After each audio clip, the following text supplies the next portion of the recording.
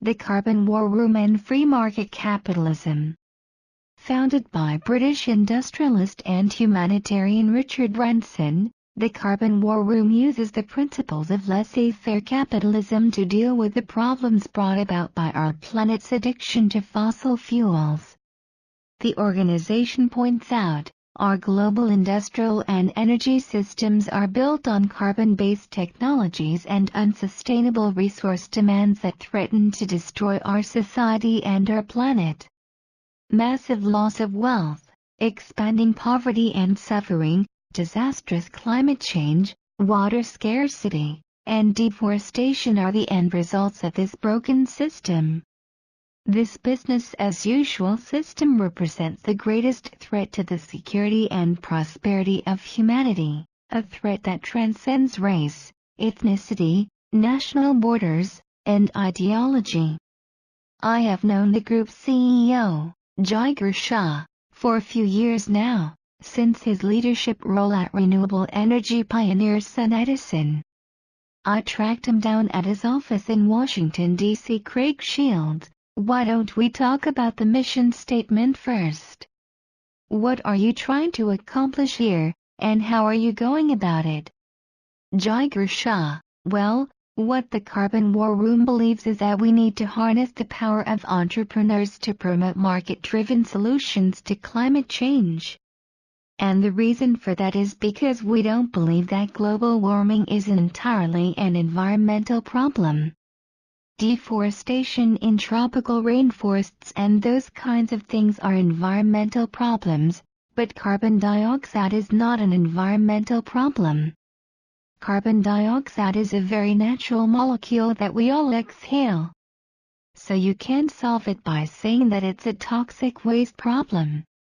You have to solve it by asking, what, fundamentally, within our method of economic growth and capitalism needs to be tweaked to be able to set us on a course to do business in greater synergy with our planet. And that's not just putting a price on carbon. The Europeans have just put a price on carbon and it hasn't worked. They've been charging $7 a gallon for gasoline since the 1970s, and they are not all driving electric vehicles. So, it's more than just putting a price on carbon. I'm not suggesting that putting a price on carbon is a bad thing, but there is more to it than that, and that more is what we're looking for. CS, all right. Well, give me an example of that. I'm an entrepreneur. How might your activities affect my activities and behavior? JS.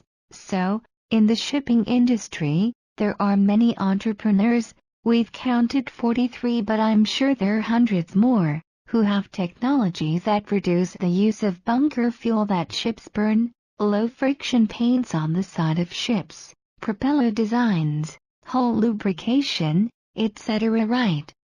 So why, since 1970, have almost none of these technologies been widely adopted except for maybe being pilot-tested? CS. I don't know. JS. Because the ship owners don't pay for bunker fuel. It's a pass-through to the shipping customers. So why don't shipping customers demand it since they are paying for it? Because they don't actually know what the miles per gallon is of all the ships. They just assume they're all the same. And so we partnered with RideShip to publish data that showed the miles per gallon of the ships. We had to collect it and then publish it. And now 160 companies from around the world are choosing the most efficient ships and thereby saving themselves millions of dollars a year worth of fuel savings. CS. That's amazing. JS. Right. That's a market failure that we plugged. I mean, it sounds simple except for the extraordinary amount of work on our part. But it sounded simple. But it will lead to 400 million pounds of CO2 equivalent emission reduction from black soot, NOx, SOx, and CO2. CS. Incredible. Now, I would have thought that that would have been a rare example, if not unique, insofar as people who are paying fees for things normally know what those fees cover. Do you think that this is representative of a class of situations in which the market really doesn't know what it's doing? JS. The problem is about focus. If you're Walmart and you believe that you've got $12 billion in your CAPEX, capital expenditure, budget per year, why would you spend $1 of it on energy efficiency even if I can prove to you you're going to make a 20% rate of return on investment? You'd rather spend that money on buying up the whole chain of stores in Spain and expanding your international reach. That's your core competency. And so the problem with energy efficiency is if, as a homeowner, you have a credit card, why would you spend the money that you have left on your credit card to buy new windows for your house even if it's a 20% rate of return when you would rather spend that money on a vacation for yourself to Turkey? And so the problem is that you are giving people choices with their money and they choose not to use less electricity. You have to figure out a way to take away their choice, and there are two ways to do that. One is mandates, but the other way to do it is the way that solar energy pioneer, Son Edison did it, which is to say to people, hey, I have this free pot of money for you, but the pot is only for solar energy. Would you like me to put solar on your roof? So I'm not asking you to use your credit card or the money in your bank account for this. I am saying to you, would you like to opt into my money to upgrade your facility? Then they have no choice. I mean, what rational person would say, no, I don't want to use your money to upgrade my house? And then of course I charge you a surcharge on your property tax bill, but you're saving $2 on your electricity bills for $1 your property tax went up. CS, yes, that was an amazing business model indeed.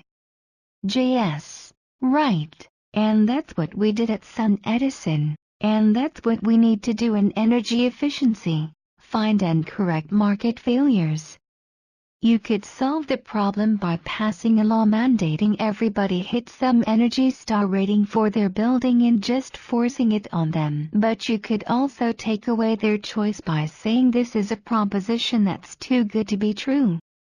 Why would you possibly walk away from this and not opt into this money? CS, great. So, tell me a little bit about the players. That's a pretty impressive cast of characters there.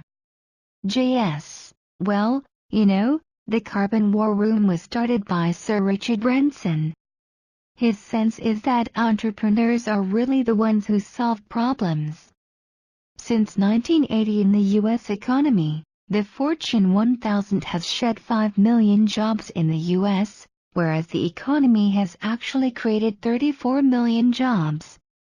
39 million jobs were created by mostly businesses less than 5 years old, entrepreneurs. So the real question is, how do you get these entrepreneurs engaged in a way that they're going to want to create jobs in this area? How do you create that enthusiasm? And there's nobody more attuned to this than Richard Branson, the world's most famous entrepreneur.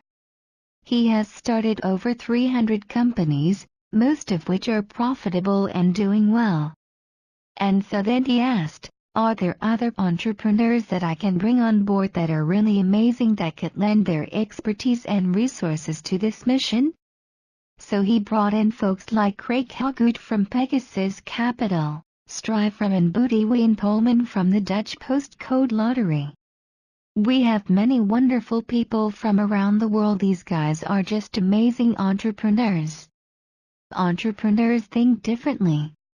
They don't say, well, we need to have all of this stuff lined up into small buckets. We are going to need this firm feed-in tariff in Germany to make the numbers work before we actually decide to start a business.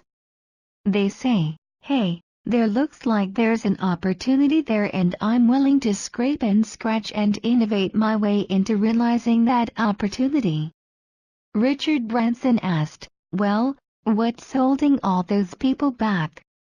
There are clearly hundreds of people who are already starting solar companies, etc. But in all the areas of climate change, what's really holding those people back? And in many cases the market just isn't inviting enough to allow those people with their precious capital and time to start a business in this area. So, as a non-profit, how do we make the market more inviting to allow those people to realize their goals of creating climate wealth? CS. Wow. Is there a standard answer to the question, how do you make the market more inviting? I mean, I'm trying to interpolate between the examples you've given, but... JS. Well, there's no standard answer. You start by realizing that technology is not the bottleneck. For at least 50% of global emissions, today's technology is cheaper than the polluting one. If we can show that it's economically better today, then policy is probably also not the bottleneck, because if you have an economically superior solution generally, the policy is not holding you back. You must have a market failure that is holding you back. Market failures come in all types, from information gaps to transaction costs to market power. There are many standard market failures that we study in business school. We identify them and then figure out which resources we have to bring to bear to eliminate them. CS. So does the public sector play any role here? And if so, do you run into people's native distrust of government? I'm from the government, I'm here to help you. JS. I think the government's problem is that in a democracy the government can't put down an authoritarian response. And so, in a democracy as vibrant as the United States or India, it's very difficult to make sweeping changes to industrial policy and energy policy to provide all the right market signals to move everybody in the same direction. CS. I agree, but I think that if you interviewed the 100 CEOs of the Fortune 100, pretty much everyone would agree that we are headed toward a big fat tax on carbon. JS. I don't think that's true.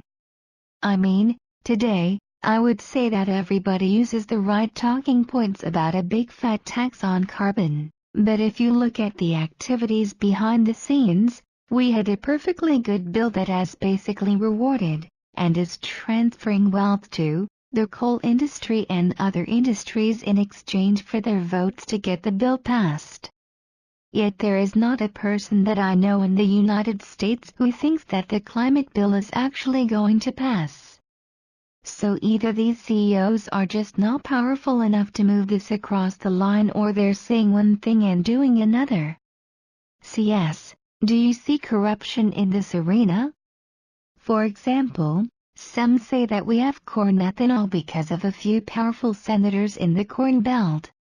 JS. I don't agree with that. I think that the challenge is really that, after technology and policy have been shown to meet their hurdles, that there are market failures in the way of scaling up the solution.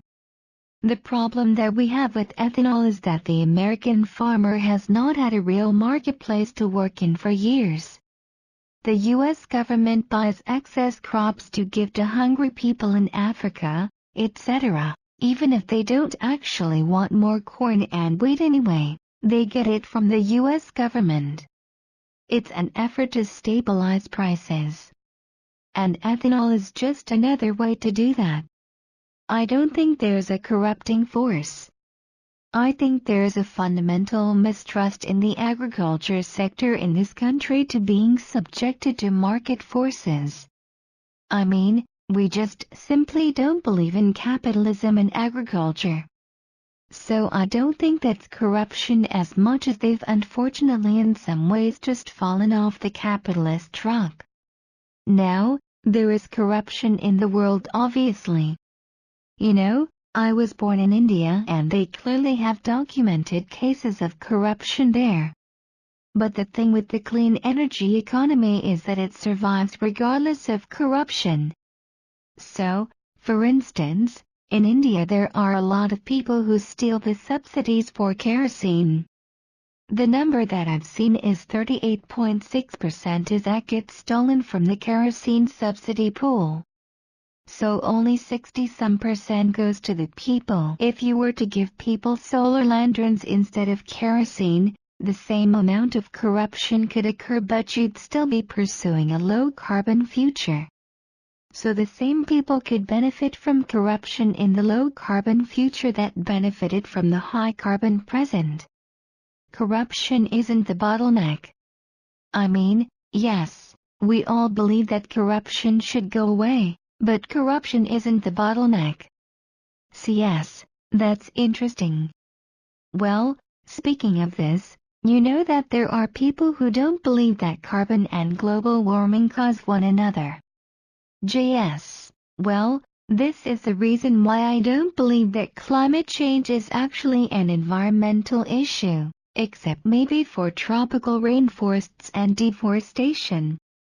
Black soot, for instance, is a pollutant, but carbon dioxide is not a pollutant. It never has been. So the environmentalists don't know how to talk about this issue without making something toxic. So they're saying carbon dioxide is toxic. CS, I suppose it depends on how you define toxic. JS, but it's the wrong frame of mind. Whether you're right academically or not is beside the point. You're not going to convince people that carbon dioxide that comes from their own lungs is toxic. And so the answer has to be that this is all interconnected. No one denies that we lead a high-carbon lifestyle. What they deny is whether or not it actually causes climate change, whether it results in all sorts of unsustainable practices that have nothing to do with climate change. So for instance, we are using up fresh water at alarming rates to pursue our high-carbon lifestyle, from the tar sands to coal plants. We are putting ourselves in a situation, like we did hundreds of years ago with salt, in our dependence on foreign sources of energy. Whether you're importing coal like India is or importing oil like the US, both are fairly scary situations when you have to depend on other countries for your economic growth. Resource constraints are real. Renewable energy technologies are ubiquitous, whether it is wind energy in some parts of the world and solar energy in other parts. The argument we are making at the Carbon War Room is that for 50% of carbon emissions, technology and policy are not the problem, but market implementation is really the problem, and maybe some micro-policy issues. This transcends whether or not you believe that climate change is real. CS, I spoke not too long ago with James Woolsey, by the way, who may be the most visible spokesman for that concept that it doesn't matter which of these things you think is going to kill us first, there are 8 or 10 different reasons to do this. JS, right, but the challenge is not stating that there are 8 or 10 reasons to do this. I think Tom Friedman states this in his book, Al Gore says this in his book. The challenge is trying to pinpoint exactly what the bottlenecks are, what the market dislocations are, and then finding how you would actually approach using your finite resources to make changes in that market to solve those problems to unlock the potential. CS, well said. Now, it sounds to me as though this is technology agnostic. In other words, this supports renewable energy and electric transportation generally. Is that correct? JS, yes. We are looking across 25 areas within 7 theaters: transportation, electricity, buildings, industrial gases and cement, steel production, deforestation and agriculture, emerging economies, and climate intervention.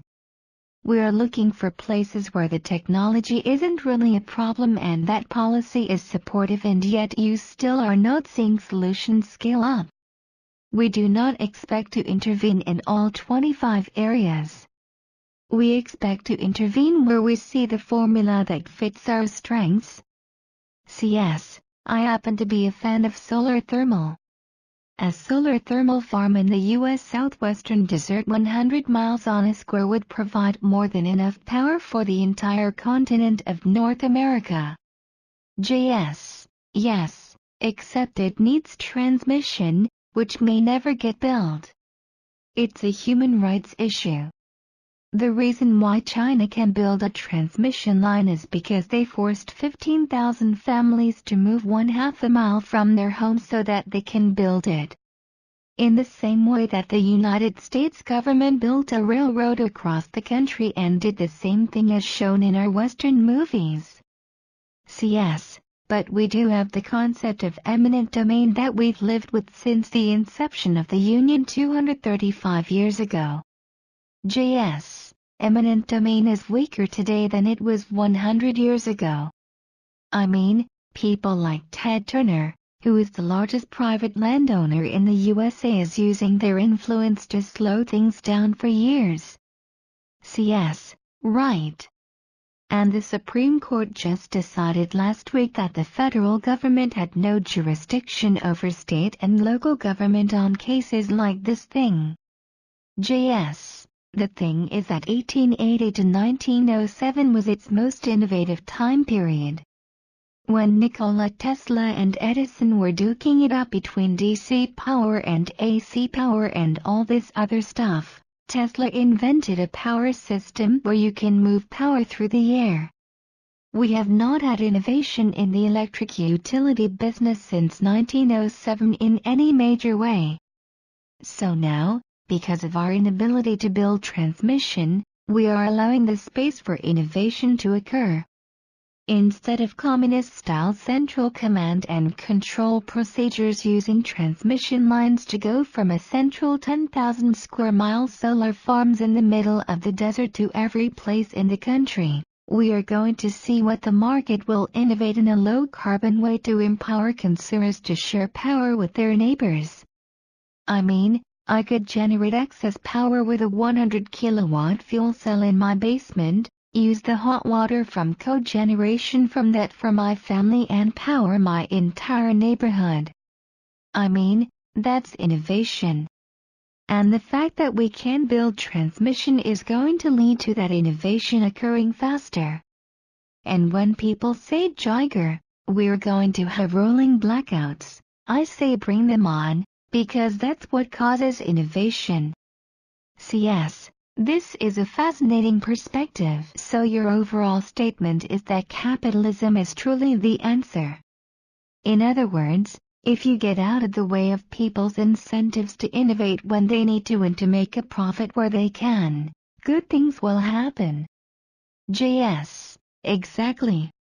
Yet we have to be cognizant of the fact that this has to be done in a way that is regulated by the government such that we keep the rights of the poor and the safety of the many in mind while we pursue this. But subject to that, I think capitalism is by far the best way to innovate our way to a low-carbon future. CS, fantastic. As always, nice to talk with you, Jiger. Thanks so much. JS, all right my friend, it was great to talk with you. Note, have you even hung up the phone and later realized that there was something important that you forgot to say or ask? Here, I wish I had asked Jiger about political philosophy as it applies here. In particular, it seems to me that there is a clear distinction between entrepreneurship and capitalism. This is illustrated by the inevitable conflict between the pioneering and independent spirit of entrepreneur, and the entrenched monopolies that always develop as the endpoint result of capitalism, that make every effort to pocket, crush or sabotage the most potentially competitive entrepreneurs by any means at their disposal, and generally triumph.